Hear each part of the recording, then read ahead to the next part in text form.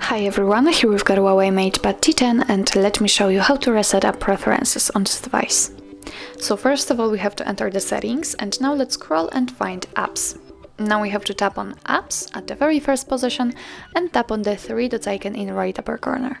As you can see at the very bottom of the list we've got reset app preferences option, so let's enter and now your device is telling you that it will reset all preferences for disabled apps, disabled app notifications, default apps, background data restrictions for apps and permission restrictions. What's more, no worries, you won't lose any app data, so if you're ready tap on reset. And actually that's all. This is how to reset app preferences in your HUAWEI MatePad T10. Thank you so much for watching. I hope that this video was helpful and if it was, please hit the subscribe button and leave the thumbs up.